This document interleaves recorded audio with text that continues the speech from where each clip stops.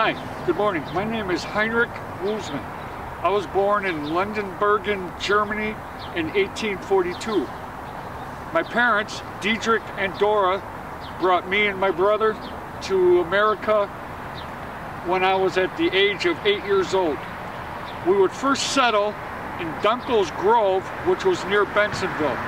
Later we would move on and move over to Deer Grove. My father had a farm, so my brother Fritz and I would do the daily chores of farming, the daily tasks that came with that. In December of 1861, the Civil War was going on, so me and my brother Fritz decided to enlist in the 19th Infantry Division of Illinois. We would muster camp at Camp O'Keene in Kentucky. From there we would be deployed on a mission to march out and look for support to our units that needed help. We would stumble across a 70-foot white bridge in Bacon Creek, Kentucky that had been burned by the rebels. It would take 100 of our soldiers in our unit to complete the task of rebuilding the crossover, the bridge as you want to call it, in less than 24 hours. The crossovers and the bridge were vital to the troops on the other side that needed supplies, ammunition, other manpower support, so it was vital that we repair this. After we had completed that, we moved on down the road about 12 miles. We ended up at a bridge called Iron Green River Bridge. It was a steel structure. When we got there, we had discovered that the rebels had used explosives to blow up the bridge. This crossover bridge was vital to get supplies and troops to the other side, so it was in dire need of repair.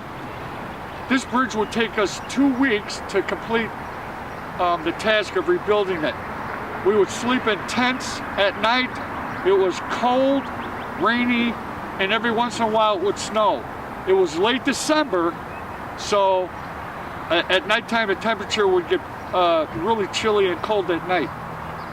I noticed during the first few nights of our deployment that when I would sleep outside that my knee would swell up. My knee got to the point where it got so swollen it never got any better, it only got worse. Later the following year, on July 1st, the Army had given me a discharge from the Army for medical reasons that they listed as rheumatism of the knee, which in the end forced me to not be able to march with my units, which disabled me from being able to participate in the military service. Upon my return home from the service, I took a job with the Chicago and Northwestern Railroad. I worked there for 2 years. I was also a route fireman. And basically my responsibilities or the territory that I had to cover or assist with was anywhere from Chicago, Illinois to Janesville, Wisconsin. By 1870, I had married a woman by the name of Maria Twatman. I had a farm that straddled both sides of Dundee Road near the intersection of Ela and Roselle. Me and Maria would have 5 children. I had horses for my wagons. I had 8 dairy cattle. I had cows, and I also had some swine. Some of the products that we grew on the farm were wheat, corn, oats, potatoes, and even some flax along with some Indian corn. Right? I would also dabble in the poultry division. I would produce 50 cartons of eggs, dozen of eggs a year from the farm, and also 150 pounds of butter at the same time. I also at the same time had an orchard of 80 apple trees. In 1897, in April, my wife had passed away. My health at the time too was kind of deteriorating. So later that year, I would take a ride with my sons and we would visit down at the hospital in Quincy, Illinois for soldiers. There I would stay for a few years. My knee only got worse over time, so it's necessary that I get medical treatment because my knee had become ulcerous.